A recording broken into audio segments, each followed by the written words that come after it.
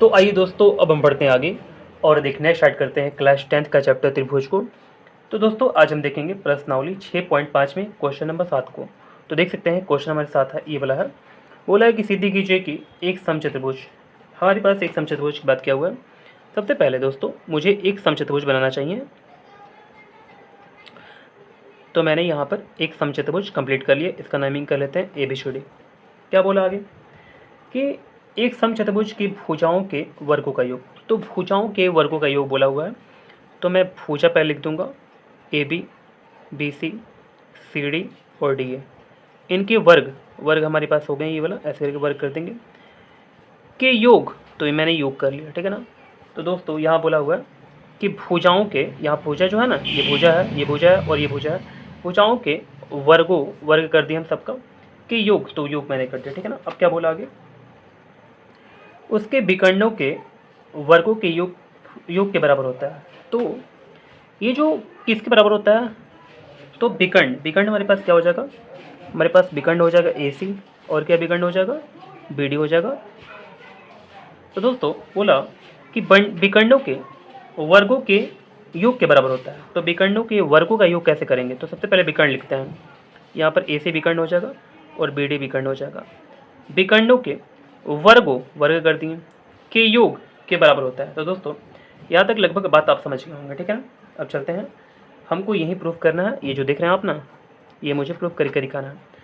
तो चलिए इसको प्रूफ करना फटाफट स्टार्ट करते हैं। तो देखिएगा, हमने अपनी कॉपी पर ऐसे बिल्कुल फिगर यहाँ पर बना लिया हुआ है, आप देख सकते हैं। और दोस्तों मुझे जो प्रूफ करना है, ये वाला चीज़ है ना, इसको मैंने यहाँ पर लिख लिया, ठीक है ना, सीधे करना है जो। तो दोस्तों एक नज़र में देख लेंगे, यहाँ पर दिया हुआ है क्या क्या हमारे पास ABCD एक समचतुर्भुज है। आप देख सकते हैं ABCD जो हुआ हमारे पास एक समचतुर्भुज हुआ, तथा AC और BD इनके विकर्ण है। AC जो है और जो BD है ये विकर्ण है, और आपस में एक दूसरे को बिंदु O पर प्रतिच्छेद करते हैं। AC और BD एक दूसरे को ऊपर क्या करते हैं, प्रतिच्छेद करते हैं। हमें सिद्ध करना है, जो भी सिद्ध करना है मैंने यहाँ पर लिख लिया, ठीक है ना। भुजाओं के वर्गों का योग मैंने कर दिया, यहाँ पर देख सकते हैं।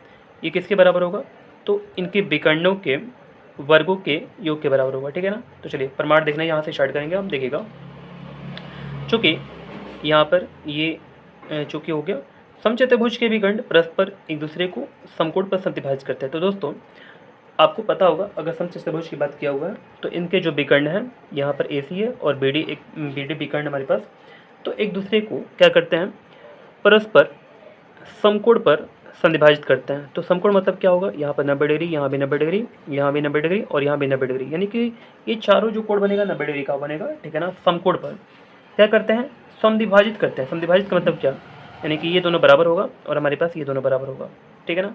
विकर्ण क्या करेंगे, एक दूसरे को समद्विभाजित करेंगे। ये बराबर हो जाएगा किसके द्वारा, तो AC के द्वारा, ठीक है ना। और फिर AC के द्वारा जो BD है वो समद्विभाजित हो गया, ऐसे करके BD के द्वारा AC जो है वो क्या होगा, समद्विभाजित हो जाएगा। तो चलिए यहाँ तक आप लगभग बात समझ गए होंगे। अब चलते हैं आगे। तो दोस्तों यहाँ पर अगर आप बात समझ गए होंगे तो हम लोग ऐसे लिख सकते हैं कि BO इक्वल टू DO, ये जो हमारे पास BO होगा वो DO के इक्वल होगा, और AO equal to CO, AO जो होगा वो CO के इक्वल होगा, तथा कोड AOB, यहाँ पर हमारे पास कोड AOB है इक्वल टू कोड BOC, यहाँ पर BOC है इक्वल टू कोड COD, और इक्वल टू कोड DO है, यहाँ पर जो होगा चारों के चारों 90 डिग्री के इक्वल होगा। इसलिए मैंने यहाँ पर साफ साफ समझा दिया। यहाँ तक बात समझ में आपको आ गया। अब देखिए, अब त्रिभुज हम लोग क्या करेंगे, ABC में आएंगे और पाइथागोरस नियम लगाएंगे। हमारे पास त्रिभुज AOB हमारे पास ये वाला है। तो दोस्तों AOB की अगर बात करते हैं तो ध्यान दीजिएगा, इसमें पाइथागोरस नियम लगाएंगे तो क्या हो जाएगा, यहाँ पर 90 डिग्री है तो यहाँ पर AB का स्क्वायर इक्वल टू क्या होगा, AO का स्क्वायर प्लस BO का स्क्वायर हो जाएगा। तो AB का स्क्वायर मैंने कर दिया इक्वल टू AO का स्क्वायर प्लस BO का स्क्वायर, ये समीकरण पहला हुआ। इसी प्रकार त्रिभुज BOC, त्रिभुज COD और त्रिभुज DOA में पाइथागोरस नियम लगाएंगे। देखिए BOC कहाँ पर हमारे पास, ये वाला BOC है, ये वाला हमारे पास COD है, यहाँ पर हमारे पास DOA है। तो दोस्तों अगर हम तीनों त्रिभुज में आकर के पाइथागोरस नियम लगाते हैं तो क्या क्या होगा, तो देख सकते हैं आप यहाँ पर BC का स्क्वायर इक्वल टू BO का स्क्वायर प्लस CO का स्क्वायर, ये समीकरण दूसरा होगा। CD का स्क्वायर इक्वल टू CO का स्क्वायर प्लस DO का स्क्वायर, ये समीकरण तीसरा होगा। ऐसे करके DA का स्क्वायर, हमने यहाँ पर AD लिख दिया था तो मैंने इसको सुधार दिया, DA का स्क्वायर इक्वल टू AO का स्क्वायर प्लस DO का स्क्वायर हो जाएगा। तो दोस्तों यहाँ पर समीकरण चौथा हो जाएगा। अगर हम चारों समीकरण को जोड़ देते हैं, ये पहला, दूसरा, तीसरा और चौथा को जोड़ते हैं तो क्या होगा हमारे पास, समीकरण 1, 2, 3 और 4 को जोड़ने पर। तो देखिएगा हमारे पास ए बी का स्क्वायर दिया हुआ है, तो मैंने यहाँ पर ए बी का स्क्वायर लिखा, प्लस बी सी का स्क्वायर प्लस डी का स्क्वायर प्लस डी का स्क्वायर यहाँ पर मैंने लिख दिया, बराबर क्या हो जाएगा। तो ए ओ का स्क्वायर, अगर हम लेफ्ट को, यहाँ पर जो लेफ्ट है ये भी लेफ्ट है, ये भी लेफ्ट है और ये भी लेफ्ट है, तो लेफ्ट हैंड साइड को मैं अगर यहाँ पर ऐड करके लिख दिया हूँ, तो राइट हैंड साइड को भी ऐड करके, ये वाला हमारे पास राइट में है, ये राइट में है, ये राइट में है और ये राइट में है, तो ये चारों को राइट जो है हमारे पास दिया हुआ है, इसको हम लोग सबको जोड़ेंगे। देखिए ए ओ का स्क्वायर और यहाँ भी ए ओ का स्क्वायर है, 2 का स्क्वायर हो जाएगा, बी ओ का स्क्वायर प्लस बी ओ का square equal to 2 B O का स्क्वायर हो जाएगा, सी ओ का स्क्वायर और यहाँ पर सी ओ का स्क्वायर है, तो क्या हो जाएगा 2 सी ओ का स्क्वायर हो जाएगा, डी ओ का स्क्वायर और हमारे पास एक और डी ओ होगा, यहाँ पर डी ओ है, तो डी ओ का स्क्वायर प्लस डी ओ का square equal to 2 D O का स्क्वायर हो जाएगा। ठीक है, यहाँ तक अगर बात समझ में आ गई तो आगे बढ़ते हैं। इसको जैसे लिखा हुआ वैसे करके छाप देंगे, इक्वल टू क्या हो जाएगा, 2 को 2 लिख देंगे, ए ओ जो हमारे पास है, देखिए हमारे पास जो ए ओ है, मैं फिगर में आपको दिखाता हूँ दोस्तों, यहाँ पर जो ए ओ है ना हमारे पास, ये सी ओ के इक्वल है ना, ए ओ जो है वो किसके इक्वल है, सी ओ के इक्वल है। मैं बोल सकता हूँ कि जो ए ओ होगा वो ए सी का आधा करने पर मिलेगा, है ना। मैं फिर से बता रहा हूँ, ए ओ जो होगा वो ए सी का आधा करेंगे ना तो ये मिलेगा, चाहे अगर ए सी का आप आधा करते हैं तो सी ओ भी मिल सकता है, ए ओ भी मिल सकता है, सी ओ भी मिल सकता है, तो मैं ऐसे लिख दूंगा। देखिए यहाँ पर ए ओ का जो है स्क्वायर है ना, तो मैं क्या लिखूँगा, हाफ ऑफ ए सी का स्क्वायर प्लस बी डी जो है ना, बी डी टू लिख दें यहाँ पर, बी डी नहीं है सॉरी, बी ओ हमारे पास है, तो मैं अगर बी ओ लिखता हूँ, देखिए बी ओ जो है ना, B O equal to D O है, तो मैं बोल सकता हूँ बी ओ जो होगा वो बी डी के आधा करने पर मिलेगा, तो मैंने यहाँ पर साफ साफ लिख दिया कि 2 की जगह पर 2 हो गया, बी ओ का जो होगा वो हाफ ऑफ बी डी का स्क्वायर हो जाएगा, प्लस 2 सी ओ स्क्वायर हमारे पास है, तो 2 लिख देंगे, और सी ओ जो होगा किसके इक्वल होगा, तो देख सकते हैं ऐसे करके आप समझ गए होंगे लगभग, सी ओ जो होगा ये हाफ ऑफ ए सी हो जाएगा। ठीक है, तो मैंने यहाँ पर लिख दिया सी ओ की जगह पर हाफ ऑफ ए सी, ठीक है ना, इसका स्क्वायर हो जाएगा, प्लस 2 डी ओ स्क्वायर है ना, तो 2 को लिख देंगे, डी ओ हमारे पास स्क्वायर जो होगा, देखिएगा यहाँ पर डी ओ जो है ये हाफ ऑफ बी डी हो जाएगा। ठीक है ना, तो यहाँ पर मैंने लिख दिया हाफ ऑफ बी डी का स्क्वायर। ठीक है ना, तो दोस्तों अब चलते हैं आगे। देखिएगा मैंने क्या किया, अब थोड़ा सा इसको तोड़ूंगा, हमारे पास जो लेफ्ट में है इसको उतार दिए ऐसे करके जैसे दिया हुआ था। अब देखिए यहाँ पर हमारे पास 2 दिया था, 2 लिख दिए, 1/2 का जो स्क्वायर होगा क्या होगा, क्योंकि यहाँ पर स्क्वायर है ना, तो 1/4 और ए सी का स्क्वायर हो जाएगा। दोस्तों यहाँ पर क्या हो जाएगा, 2 और 1/4 बी डी का स्क्वायर प्लस 2 यहाँ पर 1/4 ए सी का स्क्वायर, यहाँ पर क्या हो जाएगा प्लस 2 यहाँ पर 1/4 बी डी का स्क्वायर हो जाएगा। ठीक है, यहाँ तक बात समझ गए होंगे आप। अब देखिए हमारे पास क्या क्या बचा, ये हमारे पास बचा हुआ है, इसको मैं अगले पेज पे बता रहा हूँ। यहाँ पर क्या बचा, half of A C square, half of B D square, half of A C square plus half of B D square. तो दोस्तों जो भी चीज़ हमारे पास बचा हुआ है मैं इसको लिख दिया हूँ यहाँ पर, तो देख सकते हैं आप यहाँ पर ए बी का स्क्वायर प्लस बी सी का स्क्वायर प्लस सी डी का स्क्वायर प्लस डी ए का square equal to half of A C square plus half of B D square plus half of A C square plus half of B D square. तो दोस्तों इसको तुम लोग ऐसे करके लिखते चले जाएंगे, इसमें कोई कुछ नहीं करेंगे, और बस हम लोग इसको राइट हैंड साइड में जो हमारे पास है उसको सॉल्व करते जाएंगे। तो यहाँ पर 2 है बटे में, यहाँ भी बटे में 2 है, यहाँ बटे में 2, यहाँ बटे में 2, सबका एलसीएम निकालेंगे हमारे पास 2 आ जाएगा। ऐसे करके आपको भिन्न पैर का जोड़ बनाने आता होगा, तो यहाँ पर ए सी का स्क्वायर प्लस बी डी का स्क्वायर प्लस ए सी का स्क्वायर प्लस बी डी का स्क्वायर हो जाएगा। अब देखिए दोस्तों यहाँ पर ए सी जो मिलकर होगा क्या होगा, 2 A C square, A C square 2 A C square B D square plus B D square equal to 2 B D square. ऐसे करके हम लोग 2 को कॉमन कर लेंगे, तो ए C square plus B D का स्क्वायर हो जाएगा। हम लोग यहाँ पर 2 कटा सकते हैं, हालांकि मुझे यहाँ पर जो ब्रैकेट है इसको ब्रैकेट को हटा करके करना चाहिए, ठीक है ना, कटाना चाहिए। तो चलिए आप समझ लेंगे, यहाँ पर मैं यहाँ पर ऐसे भी करके गुणा कर देता हूँ, ठीक है ना, यहाँ पर गुणा और इसको हटा देता हूँ, तो 2 से 2 कैंसिल हो जाएगा, तो हमारे पास क्या बचेगा, ए सी का स्क्वायर प्लस बी डी का स्क्वायर बचेगा। तो दोस्तों मुझे ये प्रूफ करके दिखाना है, ए बी का स्क्वायर प्लस बी सी का स्क्वायर प्लस सी डी का स्क्वायर प्लस डी ए का स्क्वायर इक्वल टू ए सी का स्क्वायर प्लस बी डी का स्क्वायर। अब देखते हैं यहाँ पर मुझे यही चीज़ को प्रूफ करना था, मैंने आपको प्रूफ करके दिखा दिया, और उम्मीद करते हैं कि क्वेश्चन नंबर 7 आपको बिल्कुल अच्छे से समझ में आ गया होगा। अब हम बढ़ते हैं क्वेश्चन नंबर 8 की ओर। ये आप देख सकते हैं क्वेश्चन बोला 8 नंबर, आकृति 6.54 में हमारे पास ये जो आकृति है 6.54 का है, त्रिभुज ए बी सी के, हमारे पास त्रिभुज ए बी सी जो है ना इसके अभ्यंतर में स्थित कोई बिंदु ओ है, हमारे पास अभ्यंतर में कोई बिंदु ओ है तथा ओडी लंब बी सी, ओडी जो है वो बी सी पर लंब है, ओई लंब ए सी, ओई जो है वो ए सी पर लंब है तथा ओ एफ लंब है ए बी पर, ओ एफ जो है वो ए बी पर लंब है, ठीक है ना। दर्शाइए कि O A square plus O B square plus O C square minus O D square minus O A square minus O F का square equal to A F का स्क्वायर प्लस बी डी का square plus C का square. तो दोस्तों थोड़ा सा मैं आपको पोजीशन दिखाता हूँ, ये कहाँ कहाँ है। ओ ए अगर देखिएगा तो ओ को ए से मिलाएगा तो ओ ए मिलेगा। ओ बी जो हमारे पास है, अगर हम ओ को बी से अगर मिलाते हैं तो हमारे पास ओ बी मिल जाएगा। ओ सी हमारे पास जो है, ये ओ को अगर सी से मिलाते हैं तो ओ सी हमारे पास मिल जाएगा। माइनस ओ डी का स्क्वायर, तो हमारे पास ओ डी तो यहाँ पर है ही, ठीक है ना। फिर बोला कि माइनस ओ ई का स्क्वायर, तो ओ ई हमारे पास है ही यहाँ पर। माइनस ओ एफ का स्क्वायर, यहाँ पर ओ एफ हमारे पास है। इक्वल किसके इक्वल होगा, तो ए एफ का स्क्वायर, देखिए यहाँ पर हमारे पास ए एफ है, प्लस बी डी का स्क्वायर, तो बी डी हमारे पास कहाँ पर है, बी डी हमारे पास ये वाला है, प्लस सी का स्क्वायर, सी हमारे पास ये वाला है, ठीक है। इतना तक मैंने आपको समझा दिया। अब थोड़ा सा एक नज़र दूसरा भी देख लेते हैं।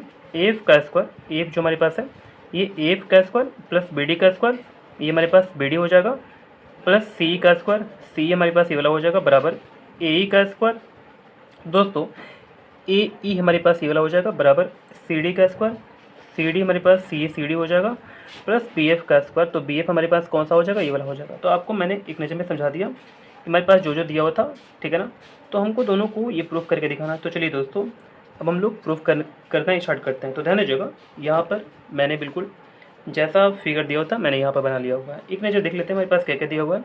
दिया हुआ त्रिभुज ए बी सी के अभ्यंतर में स्थित कोई बिंदु ओ है। हमारे पास अभ्यंतर में ए बी सी के, त्रिभुज ए बी सी के अभ्यंतर में ओ है बिंदु हमारे पास, तथा ओ डी लंब बी सी। मैंने आपको समझाया कि ओ डी जो लंब है वो बी सी पर है, ओ ए लंब ए सी, ओ ए जो है वो ए सी पर लंब है, और ओ एफ लंब ए बी, जो ओ एफ है ये ए बी पर लंब है, ठीक है ना। सिद्ध करना है कि O A square plus B O square, ये मैंने आपको समझा दिया, मैं अब दोबारा नहीं बोलना चाहता हूँ। तो चलिए आगे बढ़ते हैं। आप आगे रचना कर देते हैं दोस्तों। ए बी और सी को बिंदु ओ से मिलाया, ए को हम लोग मिला लेंगे बिंदु ओ से, आप देख सकते हैं यहाँ पर ए को बिंदु ओ से मिला लिए, बी को बिंदु ओ से मिला लिए, और सी को बिंदु ओ से मिला लिए, ठीक है। अब प्रमाण यहाँ से दिखना स्टार्ट करेंगे। त्रिभुज ए ओ एफ में आएंगे और पाइथागोरस नियम लगाएंगे। देखिए ए ओ एफ कहाँ पर है, तो ए ओ एफ हमारे पास ये छोटा त्रिभुज है, इसमें हम लोग बात करेंगे। तो देखिए पाइथागोरस नियम लगाते हैं। आपको पता होगा यहाँ पर हमारे पास ओ एफ जो है वो लंब है किस पर, ए बी पर, तो यहाँ पर 90 डिग्री कोण बनेगा हमारे पास, ठीक है ना। मैं बना भी लेता हूँ यहाँ पर, और ऐसे करके यहाँ भी 90 डिग्री होगा और यहाँ भी 90 डिग्री होगा। ये जो ओ एफ है लंब है ए बी पर, ओ डी लंब है बी सी पर, और जो ओ ई है ये लंब है ए ई पर, ठीक है ना। यहाँ तक समझ बात आ रहा है आपको। अब चलिए दोस्तों, तो हम लोग त्रिभुज ए ओ एफ में बात करेंगे। तो हमारे पास ए ओ एफ ये त्रिभुज है। अगर हम दोस्तों यहाँ पर 90 डिग्री देख रहे हैं तो यहाँ हमारे पास कर्ण हो जाएगा। तो ओ ए का जो स्क्वायर होगा वो किसके इक्वल होगा, तो एफ का स्क्वायर प्लस ओ एफ का स्क्वायर के इक्वल होगा। तो देख सकते हैं ओ ए का जो स्क्वायर है वो किसके इक्वल है, तो एफ का स्क्वायर और प्लस किसके इक्वल है, प्लस ओ एफ का स्क्वायर हो जाएगा यहाँ पर। तो ध्यान दीजिएगा, मैं एक बार फिर से बोलता हूँ, ओ ए का स्क्वायर बराबर एफ का स्क्वायर, यहाँ पर एफ का स्क्वायर और प्लस क्या हो जाएगा, ओ एफ का स्क्वायर, ठीक है ना। कोई दिक्कत नहीं ना है। अब चलिए ओ ए का स्क्वायर जो होगा, यहाँ पर हम लोग ये जो ओ एफ का स्क्वायर है ना, इसको लेफ्ट हम लोग कर लेंगे तो माइनस में हो जाएगा, बराबर क्या हो जाएगा, ए एफ का स्क्वायर हो जाएगा। ये समीकरण पहला हुआ। यहाँ तक बात समझ में आ रहा। इसी प्रकार हम लोग त्रिभुज बी ओ डी की बात करेंगे और त्रिभुज सी ओ ई की बात करेंगे। दोनों में पाइथागोरस नियम लगाएंगे। तो बी ओ डी और सी ओ ई कहाँ पर है, देखिए बी ओ डी हमारे पास सी वाला त्रिभुज है और सी ओ ई हमारे पास सी वाला त्रिभुज है, ठीक है। कोई समस्या नहीं आपको। तो देखिएगा, अगर हम इसमें बात करें तो यहाँ पर क्या हो जाएगा, यानी कि ओ बी का स्क्वायर इक्वल टू क्या हो जाएगा, बी डी का स्क्वायर और प्लस क्या हो जाएगा, ओ डी का स्क्वायर, ठीक है ना। देखिए मैंने यहाँ पर लिख दिया साफ साफ कि ओ बी का स्क्वायर जो होगा बी डी का स्क्वायर प्लस ओ डी का स्क्वायर के इक्वल होगा, ठीक है ना।